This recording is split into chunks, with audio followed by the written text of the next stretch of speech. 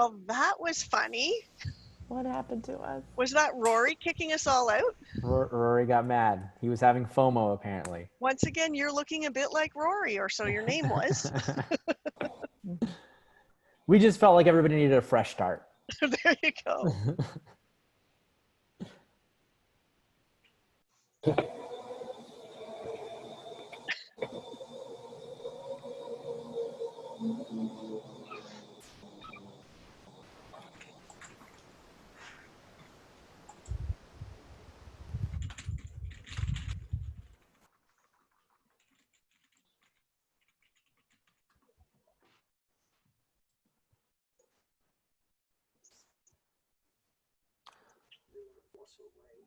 So we will just give it a minute for. We've been having internet issues all day. We had a, yeah.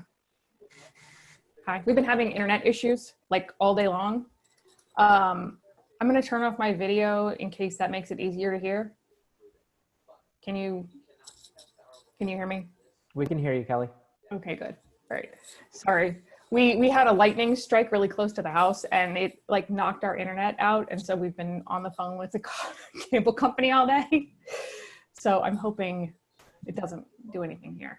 Continue.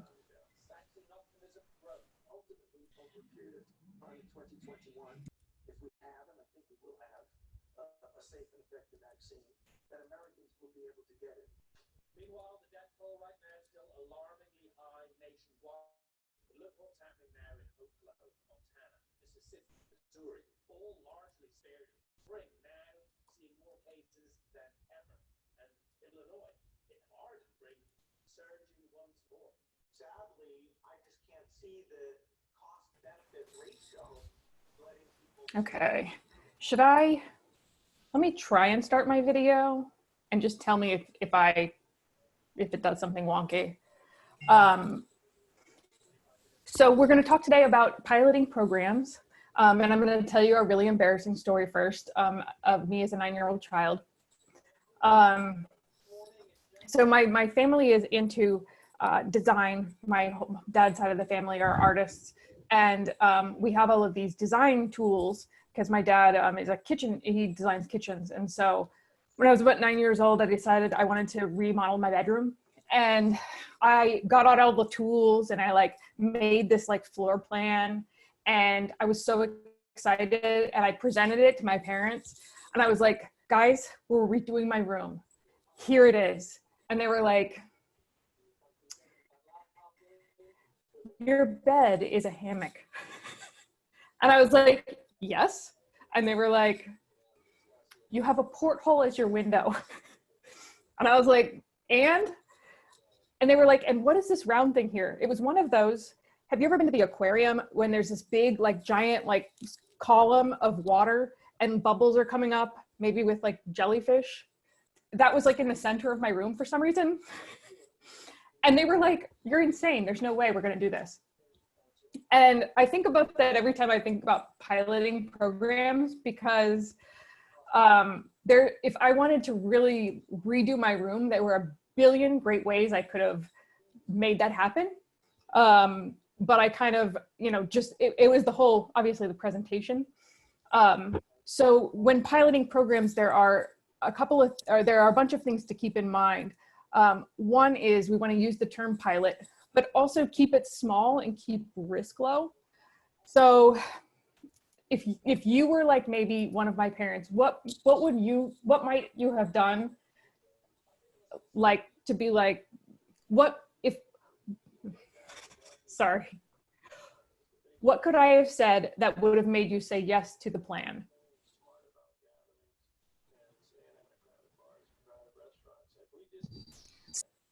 Paint.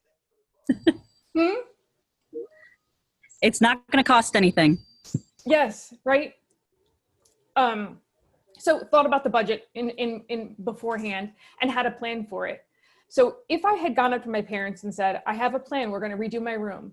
The first thing we're going to do is I'm going to buy a new dresser and it costs $100 at IKEA.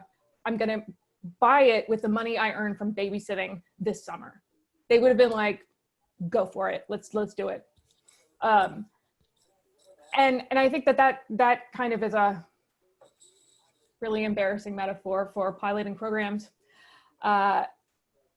When we pilot, we do it we keep the pilot intentionally small so that people who are the leadership are comfortable with it and have it really planned out. If you were piloting a plan, who would you, what things would you do?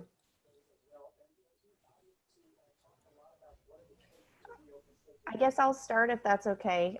Yes, please. I'm not probably your question audience, but this kind of hits close to home right now because I'm working with a shelter that has for a really long time, has struggled with their vet to let things that, you know, we don't see as probably serious medical issues, such as like maybe heartworms or even FIV, just leave even to rescue. So, you know, it's sort of like reliving this with them and helping them just one by one, like letting them go. And an approach that seemed to work was just trialing it with one or two. So like, let's just let these 2 FIV positive cats go to rescue. And like, lo and behold, we had adoption photos. We were able to show the vet that they're okay, they're not sick, they're, you know, living a good life. And then from there, you know, by giving those shelters those tools to like inch in, like little by little, the vet now isn't questioning at least FIV leaving. So that's good. That was like one win. But I think it just starts by like just going really slow and just saying, this isn't forever. Like, I'm not asking for a huge policy change, but like, can we just try it with these 1 or 2 and just see if it goes well? So that literally has just been happening like in the last 2 weeks. And so it seems to be working for this shelter. That's awesome. So there's a bunch of things that you want to do for pilots. Use your research and data. If there is research and data behind it, you want to put it in your plan. Have a plan. Obviously, try and think of all of the things that your leadership or your community is going to ask you, and then have the answers to them, you know, before you present. And minimize risk in the beginning. And I guess this depends on how much risk your community or your leadership is comfortable with. It could be, you know, this is different probably for everyone. And then talking about your pilot, either both internally with staff and externally with the community, that can really be helpful. And then also report data regularly. If you have a pilot of say 10 people who are going for a field trip plan, you have 10 dogs that have gone out, report that and talk about you know, hey, so-and-so went out on a field trip with one of our volunteers and here's what happened. It was great. So make sure that people have that data on the information. What programs are you guys working on piloting right now?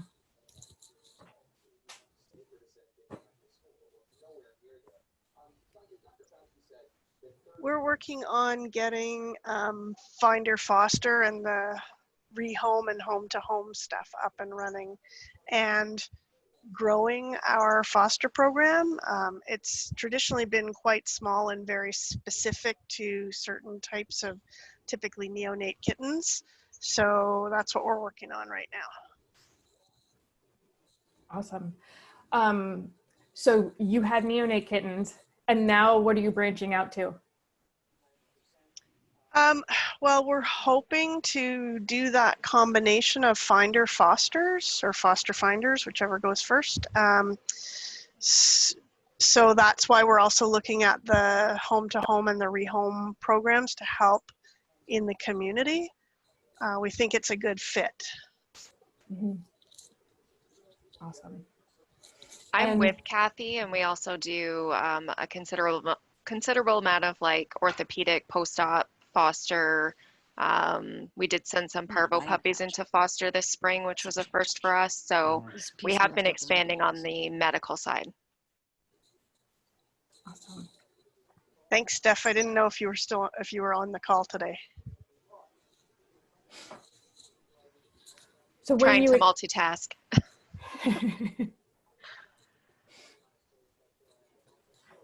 What else are you guys piloting?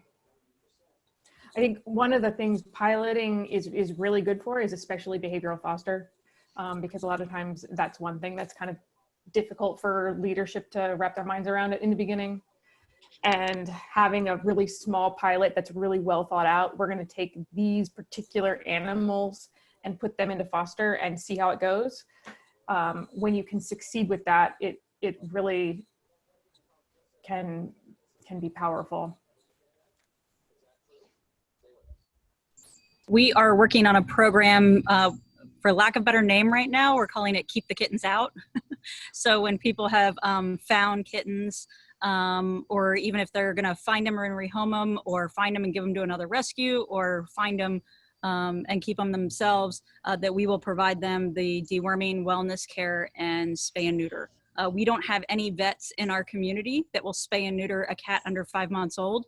So our voucher programs are very limiting. And the only TNR group has to drive out of the state to get anything spayed and neutered that's under 5 months. So since our vets, routinely do this, it will be a massive burden for us. We know that. Can I have that? But hopefully with Clinic HQ on board, that will help. And also, it's a massive amount of work in terms of scheduling and dealing with those, but they're not going to be staying in the shelter. So in reality, it's just going to be work facilitating those appointments and relationships. But if we're not having to care for them and maintain them and foster, then we're great. That's awesome. How did you get your staff and community on board when you started? Well, we don't much care what our rescue community thinks at this point. I hate to say that, but it's pretty much we decide on something, we send them the information and let them know, because they aren't in agreement with a lot of what we do. Our community themselves, as far as our supporters and our volunteers and the general animal owning community, is very supportive of things that we do. And for the most part, if we educate them, they're on board with it. Like, we don't have any pushback from that. But how we got our staff on board was talking it through with our veterinarians first, because that would be the biggest hurdle, obviously, because it's going to be their biggest work burden. But right now we essentially put it out to our staff and said, hey, does this sound like something that you want to do? And if so, who wants to work on a work group? And so we just started doing work groups so that they can educate themselves and do the buy-in and do the presentation to the rest of the staff. And it takes a lot of the leadership of our organization not having to convince them all if they're being convinced by their coworkers at their level. So so far that's working really well, but most of our pilot programs that we've done over the last few years have gone really, really well. And we just morph into no longer being pilot and no longer have to announce that it's not a pilot anymore. So.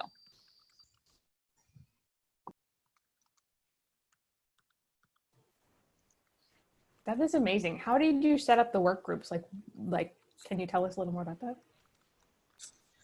It's still a work in progress. Essentially, we had 3 ideas that we started with back at the beginning of July. And the 3 ideas were keep the kittens out, a pet pantry. We already do a pet pantry, but it's not as formal as we'd like it to be, and it doesn't reach as many people. 100 pounds of food a week, really not a big deal for how many people we have in our community. So we'd like to expand that. And then, of course, we have a program that doesn't have a good name either, called Keep Your Pet. And so essentially it offers resources to people to keep their animal, those facing eviction, domestic violence situations, all the normal stuff that we've been talking about. And we just put it out to the staff, and we said, hey, if you're interested in working on one of these work groups, and we have a staff of 30. And so we had 3 work groups, and we had 4 people come forward evenly for each of the 3 work groups. Wow. And then we have the lead, essentially, just to keep everybody organized, is a management person, and not me. So I'm the director, so I'm thrilled about that. And essentially they just, they do all the research. They meet together on a Zoom call once a week, because they're from different A and B teams. And then they have sort of an outline that they follow in terms of a potential SOP and potential hurdles in terms of budgeting, things like that. The biggest one right now is, like, for a pet pantry, we don't have anywhere to keep massive amounts of food. So what are we going to do? Are we going to bring in a trailer? We're going to bring in a pod that's temperature controlled? We're in Florida. Like, insects, pests, rodents, that's a serious issue. And that's why we've never gotten into it before, believe it or not. So yeah, so they're trying to tackle that right now.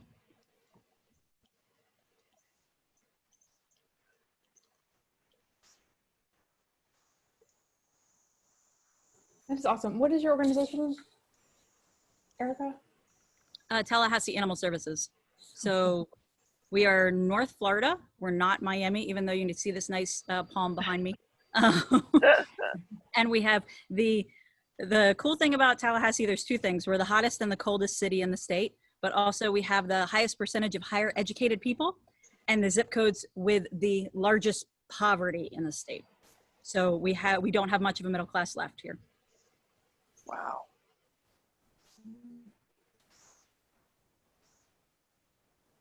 Claire, did you want to ask your question? Oh yeah, sure. Yeah, I'm interested if anyone is working on any boarding partnerships or with any nonprofits in their communities. Working with one shelter right now that I thought had a pretty neat approach to that with the pending sort of eviction crisis that is upon us or looming. And they have just taken sort of like a grassroots approach, and they're just asking their fosters and volunteers, like if they have a good relationship with a doggy daycare or a boarding facility, if they would be willing to do like just reach out to them. And so far they've been able to get 3 boarding partners on board. So they've offered like 1 or 2 spots each, but just free up to, I think it's like 60 days, but case by case on that. So that would be for just like, you know, if they needed that for temporary housing for someone facing eviction or just, you know, has to be hospitalized for any reason. It's just a really nice safety net and cushion. So I thought that was a pretty cool approach, just asking your volunteers and fosters to see like who they know, and that personal connection seemed to be able to secure those relationships for the organization. So I thought that was pretty cool. I just threw up a link to the Austin Pets Alive Pass program. That's our Positive Alternatives to Shelter Surrender program. If you want another example of how a crowdsourced grassroots program can work for not only those housing crises and temporary boarding, like Claire said, but raising pet deposits or emergency medical funds or rehoming.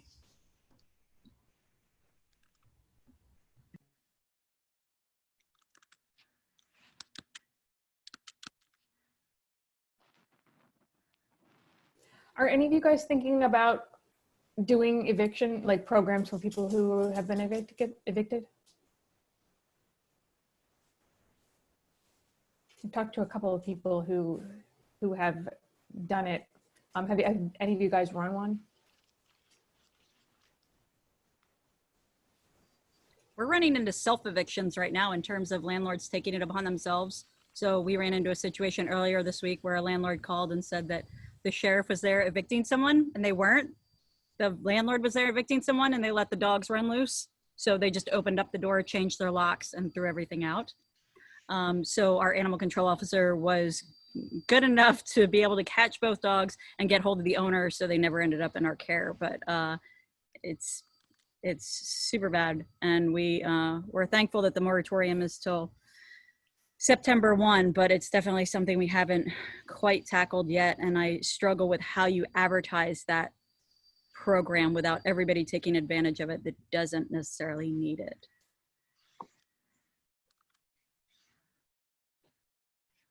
That's actually the second time I've heard that today about landlords doing their own evictions. Kind of scary.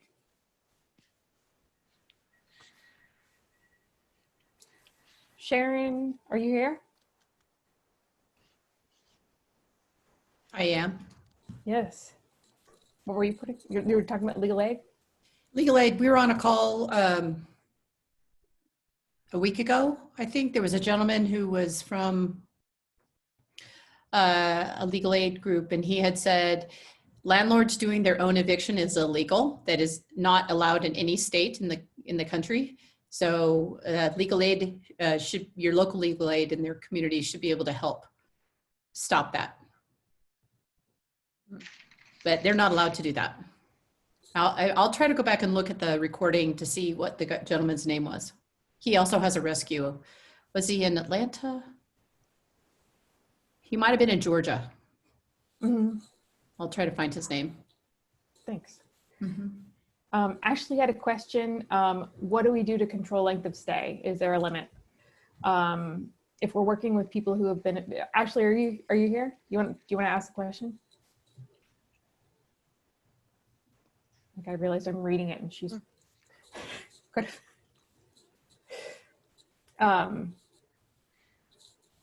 So if they're working with people who've been evicted, how long until they can get a new place? Does anybody? Yeah. Sorry, Yes. I'm sorry. For some reason, you can't see my face. I don't know why.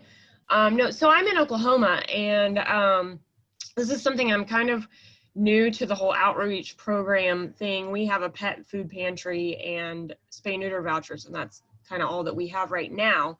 But I was trying to find, we have a big oil worker presence here, so of course layoffs are very real to us. And I am concerned about the potential for eviction happening, but I'm concerned. My thing is, so with fosters, and I'm not super familiar with working with fosters either, or not a lot of them, so is there a way to say, okay, the Smith family has been evicted and we're going to take their 2 dogs and put them in a foster for X amount of time, or do they have like a limit to how long they have to find a new place to stay, or what are other people doing in that case? Kelly, I can share my experience from Sacramento. So that's a really good question. And I think most people sort of try to look for some sort of structure or some sort of baseline on what that time frame could look like. Some people are like, we can hold the pet for 2 weeks, we can hold the pet for a month. But I think really through this whole movement of having more of a community-based sheltering program and the concept of case management, I think, you really have to go into it with open eyes and have every case be an individual situation. And I think that really starts with the conversation. And I think there's oftentimes people that will tell you very openly, hey, I'm going to be moving with my cousin in a week. They said I can have my dog. Is there a way that you guys can find a foster that can hold it for a week? And then there's other people that are like, hey, I'm going to transitional housing. I'll likely be there for 30 days. I have a case manager. And can you hold my dog for the unforeseeable future? And for us, I think the big thing was communication. So it was like, hey, try to tell us how long it might be. But the most important thing is that you stay in contact with us. And that's, because people's situations change and sometimes they don't go the way as planned. And you just have to be that transparent with your fosters as well, because the goal really is to provide that level of support to keep families together. And you let the foster know, hey, it could be a month, it could be longer, but our goal is to reunite this family. And then to the person who's relinquishing, hey, we will do what we can, but the timeline starts when you stop communicating with us, right? If we don't hear from you, we reach out to you, it's been 2 weeks or whatever you figure that is, then we can't hold your pet forever. So that's sort of how we've based it. And I'd love to get other people's feedback. Okay, so basically they relinquish the pet to the shelter so that then once we don't get communication, then we can move forward. Well, I mean, that's how for us, it was done in the past. I mean, I don't think we've really, with self-rehoming and sort of the programs that we're focusing on for the future, there's many conversations about how do we empower people to do that on their own. So whether that's using technology or using, rehome, but I think it's a very delicate conversation when it's, transitional support, foster support versus actually needing to find a full-time placement. I'd love to hear other people's feedback on this topic. It's Kathy from Brampton, Ontario. So similar to what Bobby talked about, Ashley, we've done what we would call a protective custody program for quite some period of time. Because of the rules for the veterinarians here in Ontario, we do have them relinquish the pet so that if something happens, we have the authority to provide care for the animal. And to Bobby's point, we also let them know that when contact stops, that's when our sort of commitment to trying to hold on to the animal for them will stop as well. So we require that they provide us some kind of contact info, even if it's the name of the shelter that they're staying at or whatever the case may be, or an emergency contact friend or family member. But we also take the animal in and we tell them we'll hold the animal for 7 days, but internally we're totally prepared to hold the animal kind of indefinitely. So we normally would house the animal in the shelter. Now, of course, we're going to look to change that. And Stephanie's commenting in the chat that we use a signed agreement and we put the number of days in there. But again, you know, as long as they remain in contact, we routinely extend those. And Stephanie, do you want to tell them about the really great thing that happened today for us? Sure thing. So just the comment is actually from a different Stephanie. That wasn't my comment in the chat.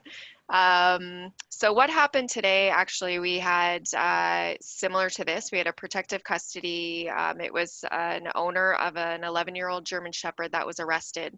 So he had a cat, a snake, and a dog that were brought to our shelter for protective custody back in February. He was incarcerated for a period of time. We hadn't heard from him in quite some time, so we had actually adopted out the cat and placed the snake in like a sanctuary. The dog stayed with us. We were planning on adopting it out, but there were some behavioral concerns that we were working through, and we had contacted various rescues to see if we could place the dog that way. So work in progress. We had heard a few months ago from his ex-wife that was going to claim the dog, and then that fell through. So long story short, the dog's been here since February. He emailed us 2 days ago asking if the dog was still here, which of course it was, and he just claimed the dog this morning. He was super, super thankful. He's trying to get back on his feet. He's staying in a halfway house, I guess. He doesn't have any money. We released the dog no charge.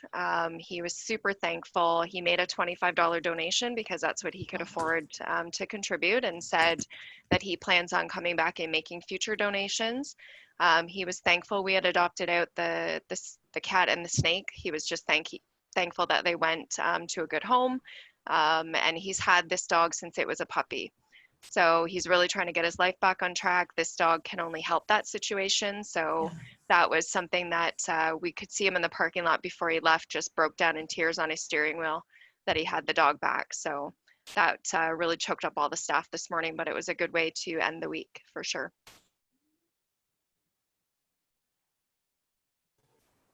That is awesome, and I don't even know have any idea how to follow up with that. That's awesome.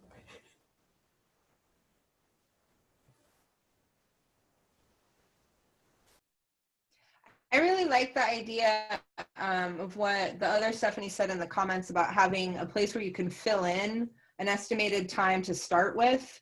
I think one of the things that shelters are going to really struggle with is potentially capacity. And if you're making promises to hold somebody's pet for 60 days, and then you have to make really tough decisions for the other pets in your care because of that, that's, you know, it requires everything to work together. But I think it's important to give yourself that opportunity to be flexible and to set a time dependent on the time of year or you know, the commitment or, you know, various factors. So I really like that.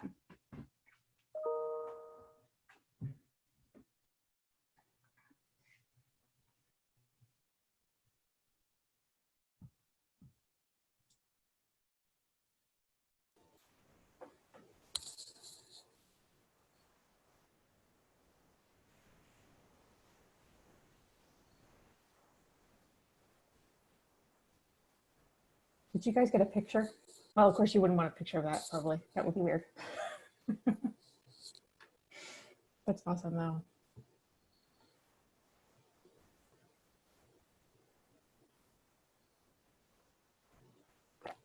So is there anyone who wants to like pilot a program but is struggling with getting support for that? Like maybe you've already pitched piloting something to you know, your board or your county administration or, you know, whatnot. And they were like, nah, not so much.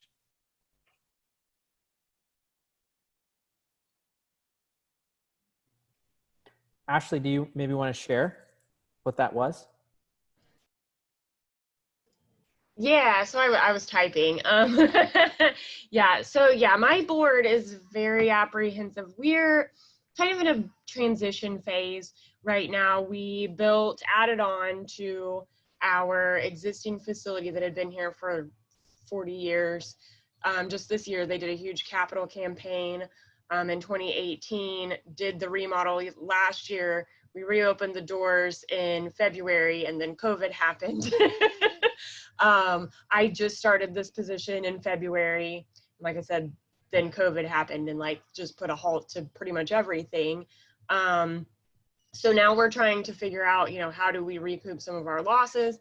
And my thing was, I said, you know, I feel like we need to be showing what we're doing for our community, and we need to be doing more for the community. And how can we do that? I wanted to start, and I have sort of started, a TNR program, which is not related to what we're talking about here, so I won't get too far into that.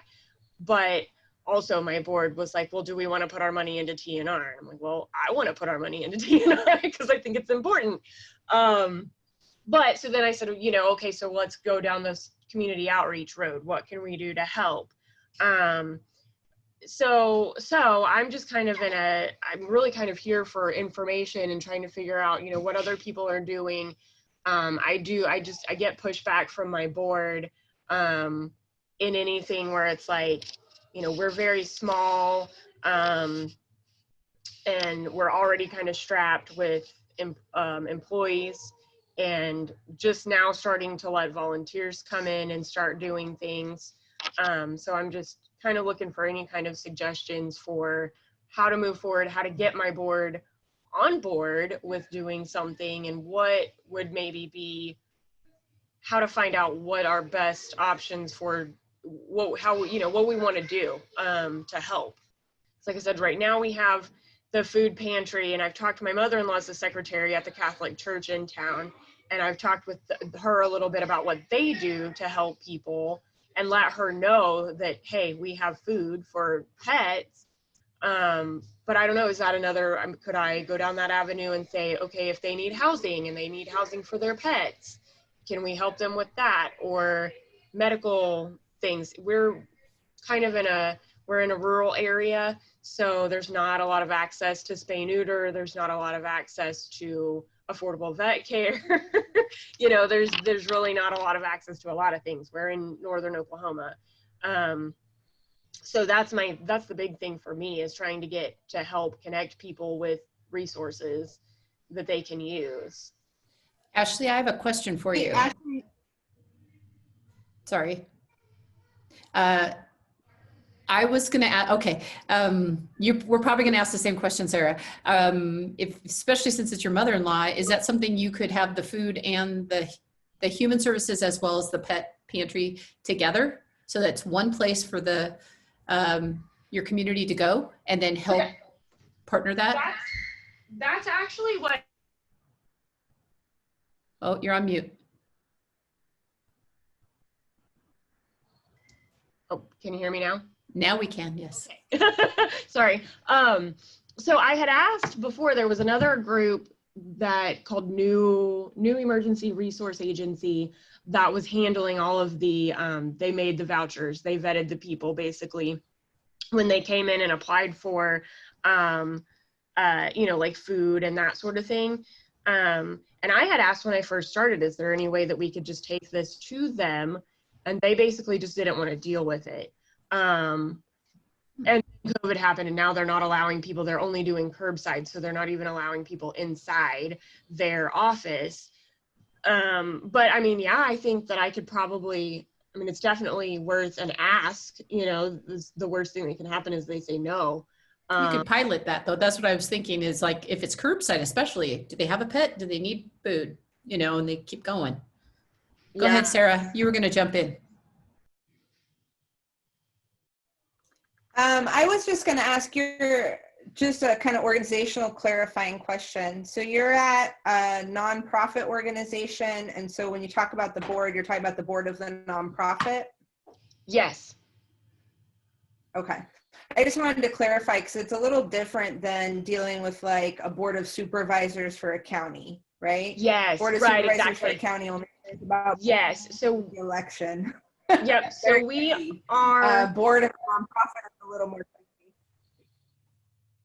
Yes, so we just have a board of directors.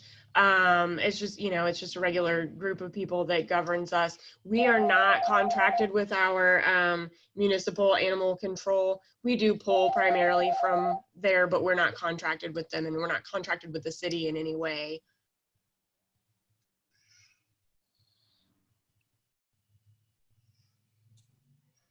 I'm not great at nonprofit world. I'm just learning it. So well, and that's, I've kind of been in the nonprofit world for a while, but it's, everywhere is different. And what I'm seeing is, sorry, I'm trying to get my phone to not make noise. It seems like, I don't know, it's tough I have a hard time getting the board to realize the issues that actually need the help. I guess is my thing right now, trying to help them realize what needs attention. Ashley, I have a quick question. Have you, like, what context have you presented some of these ideas? Has it been more like in casual meetings, or have you tried to maybe write this up and like maybe a more like formal proposal? I don't know how your relationship is with them, but I don't know if that would, they maybe would take it more seriously if it was like written down and planned out. Yeah, that's a good point. I have kind of brought it up in casual meetings, and in just conversation with different people. So yeah, that is a good point, to have an actual written out plan.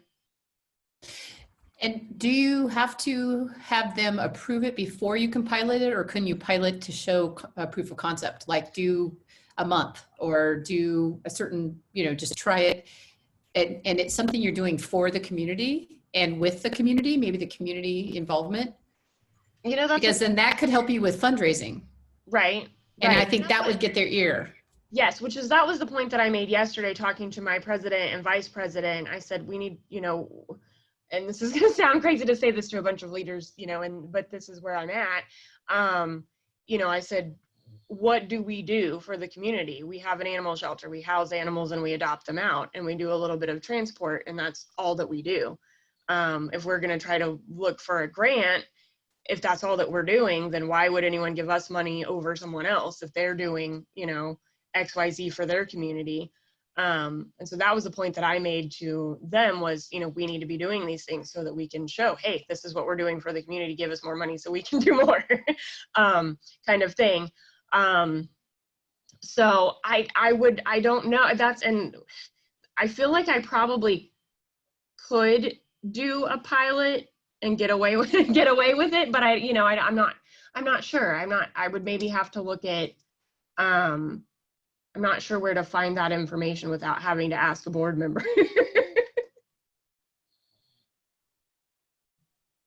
Well, I have worked at several nonprofits, and I've had even 2 boards that I had to report to. So I used to operate that way.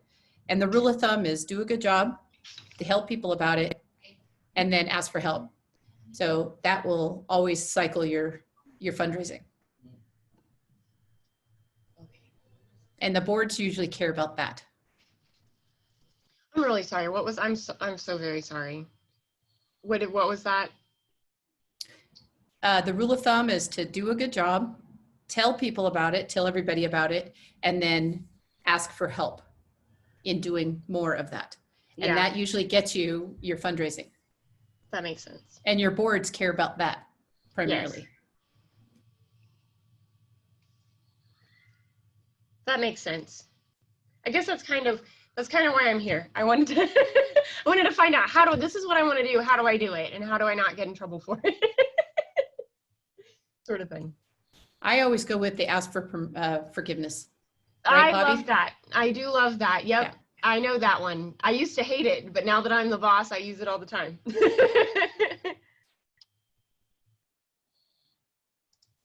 Thank you. I appreciate the information and the advice.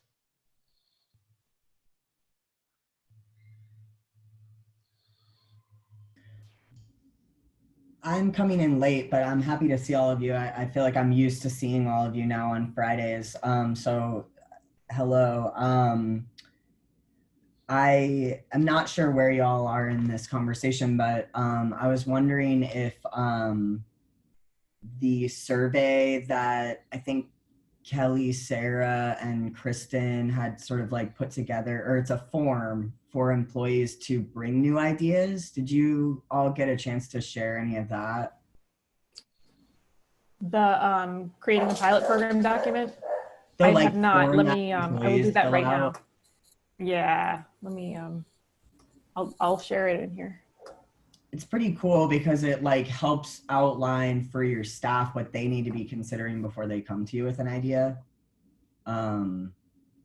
Just like, what do they need? What are the constraints, supplies? What's the idea? How do you know, like, what's the timeline of trying it out?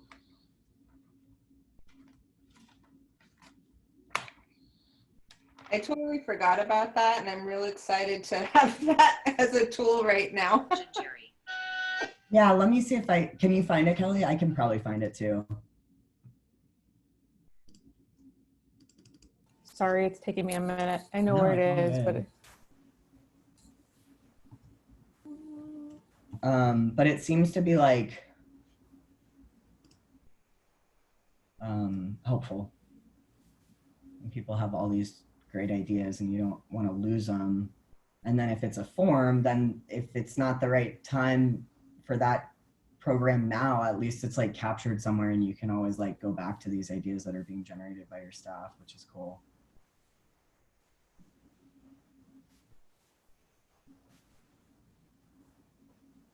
Sorry, I feel like I think Rory,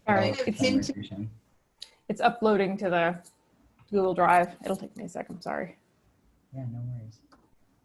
Rory, I think you just hinted to something that we haven't talked about, is how many folks here, or, you know, is there somebody who has a story about maybe your staff bringing pilot ideas to you and you shutting them down or being like, sure, try it, you know, trying to give them support. I think one of the things that tends to happen is everyone's super busy and you're working on things and somebody brings an idea to you and you go, yeah, that's great. We don't have time for that. And so I'm interested if anybody has acknowledged themselves doing that or seen their team do that to each other, and how do you address that and kind of make it more of a how do we get to yes type of culture.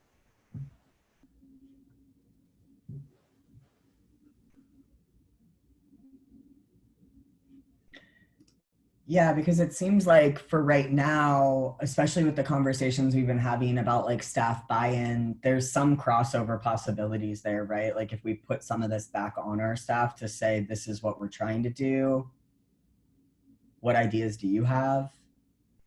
And then that becomes a pilot potentially, like a pilot program potentially, instead of everything coming from top down, I guess. It might help with some of that tension that we've been like sort of talking about over the last couple weeks.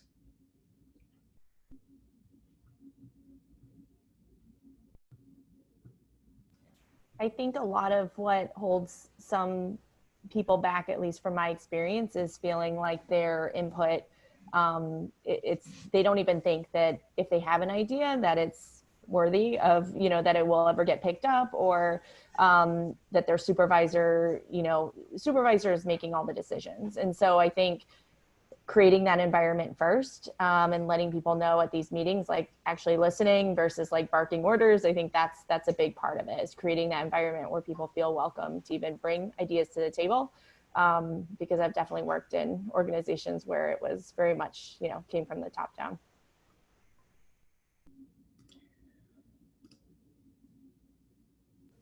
I'm interested to hear what maybe we'll pick on Mike. I mean, I know you guys are doing a lot of good stuff. I would love to hear it, maybe sort of what, how the environment is in Cabot, how you guys are bringing ideas to the table and trying new things. I'm picking on you today. Well, we're small, so we try everything, anything. It's easy when you only have 5.5 employees. So, you know, it's just a matter of, we want to try something, we try it. If it doesn't work in 3 to 4 weeks, we stop and we reevaluate. We take our lumps and learn our lessons, and we shift. So it's easy to change. The larger organizations, I can see how it might be more difficult. As far as employees go, I make all the decisions, but they can come to me with anything. They don't a lot of times. I'm kind of a scary guy. I don't know what to say. I fire a lot of people. It happens. 5.5 employees, somebody messes up once or twice a year. It happens.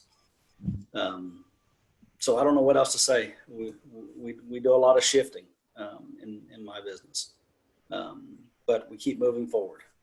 So as long as we're moving forward, we're going to keep making changes. Yeah, and I'd like to share just, growing up at a shelter really where there was a focus on innovation and, bringing up ideas. I think a lot of our confidence came from how our leadership really defined success, right? Was the success based off of having a successful program that achieved its goal, or is success based off of giving people an opportunity to have professional development, learn, build those leadership tools that they need in order to be successful? And be okay with failing, right? And I think once we did fail, we learned that it was okay to be innovative and try things. Our boss always used to say, did anybody die? Did the place burn down? No, well, let's try something else and see if we can figure it out. And that's how a lot of us grew up. And through that, naturally, a lot of leaders were born. Many people that are actually going on to lead shelters now. So I think creating that sort of safe place, and I think going back to what Claire was talking about, as far as having an environment that does welcome innovation or ideas, it can be as simple as setting a meeting where that's the meeting, right? Is bring your innovations to this meeting, and that's what we're going to focus on. Because as inclusive or fair and open-minded as we might think we are, our staff doesn't always feel the same. And sometimes that's not even through verbal, it could be through nonverbal cues. I know Zoom is very different because they're just getting like this much of us versus all of us before. But I think, yeah, as laying it out as cleanly as possible is going to allow your staff to feel empowered enough to actually come to you with these solutions.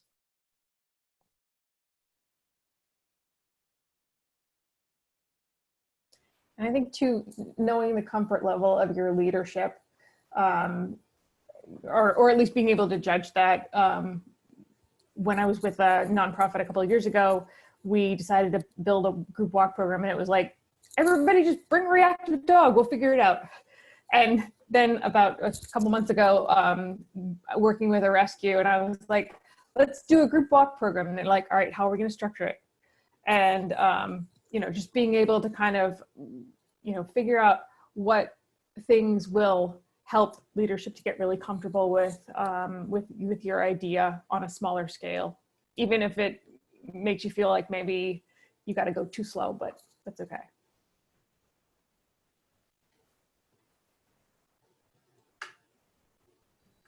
I think that timing can be really important too.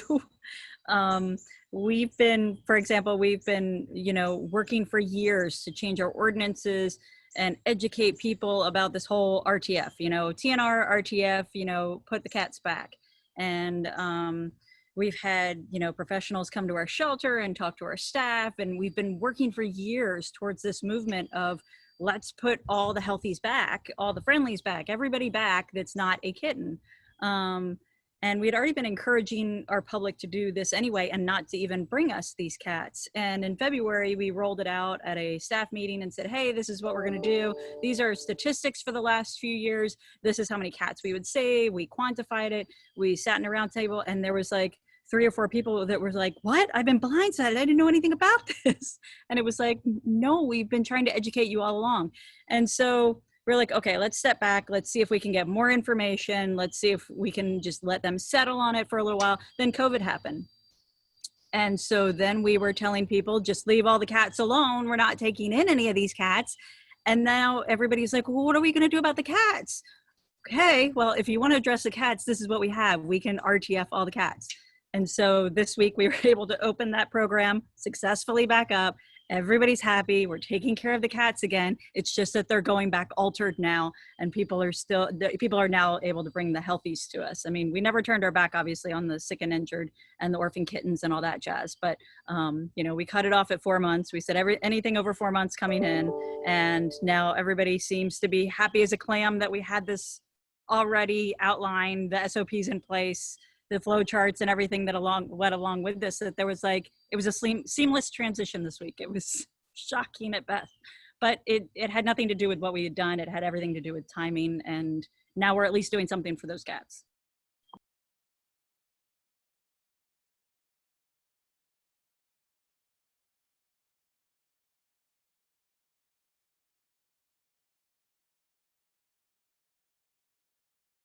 Oh, also wanted to point out that Erica Schaefer is here. She is working on Maddie's university courses online, and she turned one of the part of one of the course. It was on creating a pilot program into its own course. So you or your staff can take the course on Maddie's university now for free.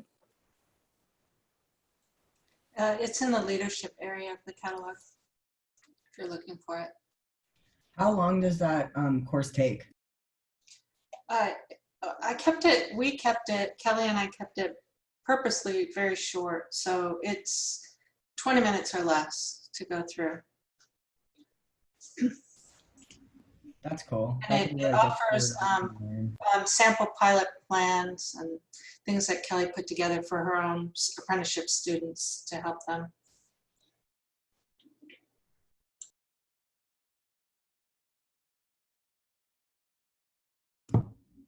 So I'm curious, what are some of the, for starting new projects, which we're all doing,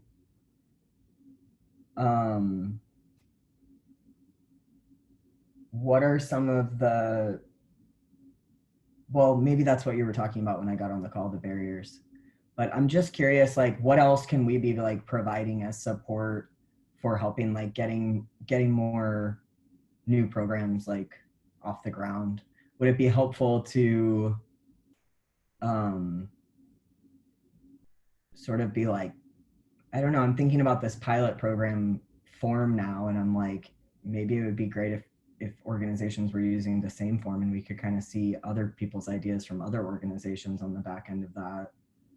I don't know, and capture that and support each other. If we have some of the same ideas, and maybe it's a couple of organizations are piloting a program at the same time so they can bounce ideas off of each other. Just curious.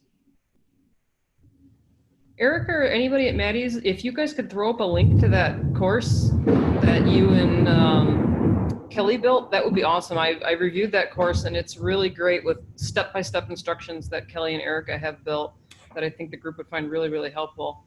Cool. Okay, I'll put up the review site. You're familiar with review sites. So this is an author review site. It's not for sharing.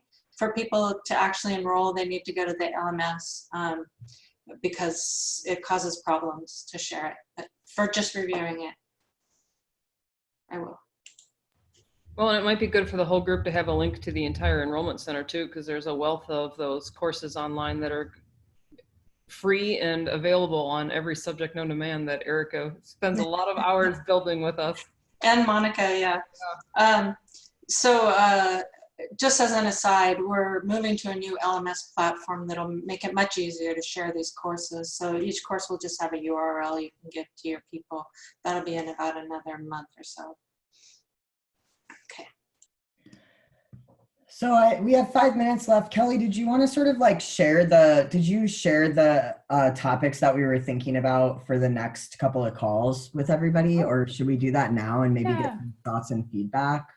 We can share that sheet too if we want. Oh, yeah, I guess I can. Well, let me see if I can share my, should I share my screen or try to? Sure.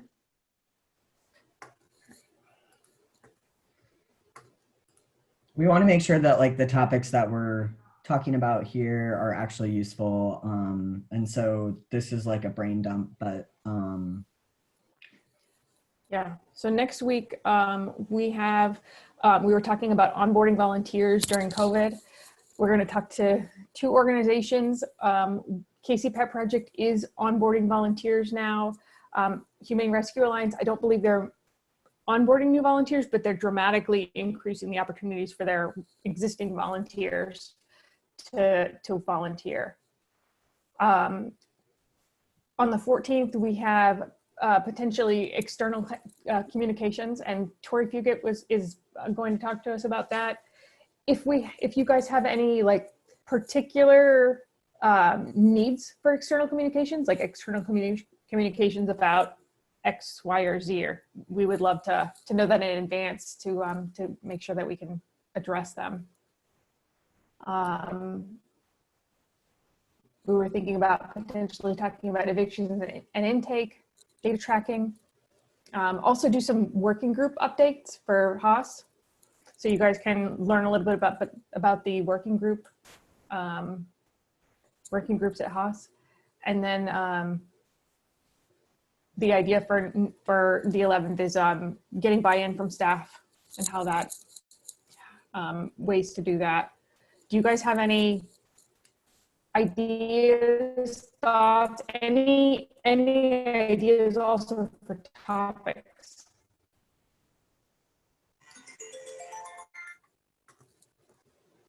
Yeah, and maybe what we can do is share the tab that has like all the topics of our brain dump or something. And if people want to like comment there or put like, this would be super exciting for me and my staff, like just feel free to comment on that. We can email that out after. Does that sound good? You're muted, Kelly. Thank you. I'll make it a Google Doc and we can kind of, it'll be like open source. Cool. And even if, I'll even put guest speakers on there. So if like you have a program or you know a program that you want to learn more about, you can kind of ideas. Awesome. Cool.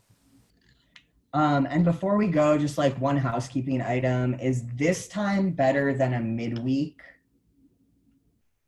Or would Wednesday be better for this meeting? If Wednesday would be better, if you want to use your like little reaction button, if Wednesday would be better and put a thumbs up. If Friday, you can use the clap hands. If you don't care, don't react. Okay. Wednesday.